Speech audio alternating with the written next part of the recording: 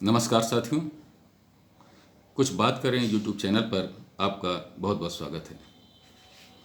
स्वतंत्रता के अमृत महोत्सव पर आज हम चर्चा करेंगे बाल गंगाधर तिलक के संबंध में।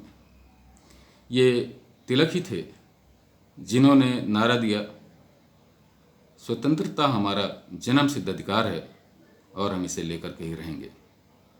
स्वतंत्रता प्राप्त करने के लिए उन्होंने जन जागरण का आंदोलन प्रारंभ किया और गणपति महोत्सव की पूजा सार्वजनिक रूप से एक उत्सव के रूप में करने की प्रथा डाली।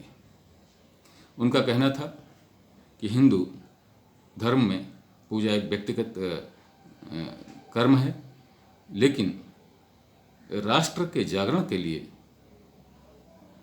जनमानस में स्वतंत्रता के प्रति जागृति पैदा करने के लिए ऐसे महोत्सवों का होना आवश्यक है।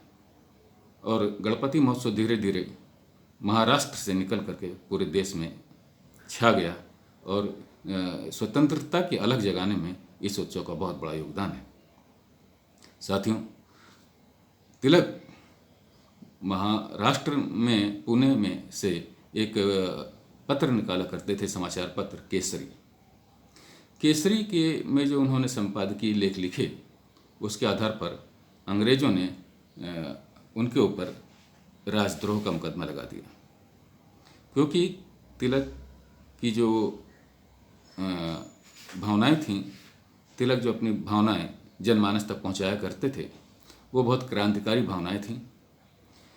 वो लोगों को आज़ादी के प्रति उद्वेलित कर रही थी। इससे अंग्रेज घबरा गए थे। 1905 में जब बंगाल विभाजन हुआ तो उसके फलस्वरूप क्रांतिकारियों ने बम विस्फोट किए। कुछ अंग्रेज स्त्री पुरुष उसमें मारे गए।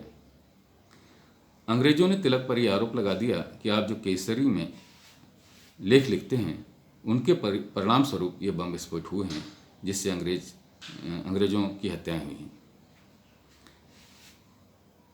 तिलक जी ने अपना मुकदमा खुद लड़ा, लेकिन वो अंग्रेजी राज था। अंग्रेजों ने उन्हें 6 साल की सज़ा दे दी। 6 साल की जेल, भारत से निर्वासन कर दिया और उन्हें वर्मा की मांडल्य जेल में रखा गया 6 साल तक। सज़ा देने के बाद में जज ने तिलक जी से पूछा कि आपको कुछ कहना है। तिलक जी ने उसके जवाब में जो कहा वो आज भी मुंबई उच्च न्यायालय में एक पट्टिका पर अंकित है। और वो क्या है, मैं आपको बताता हूँ कि उन्होंने क्या कहा था।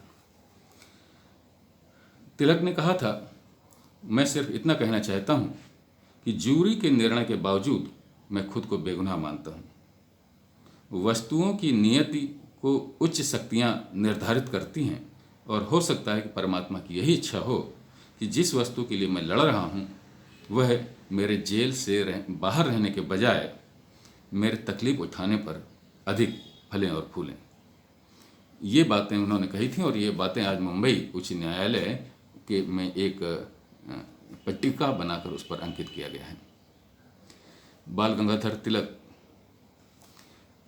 आध्यात्मिक व्यक्ति भी थे, भारतीयता से सराबोर थे, जमीनी व्यक्ति थे।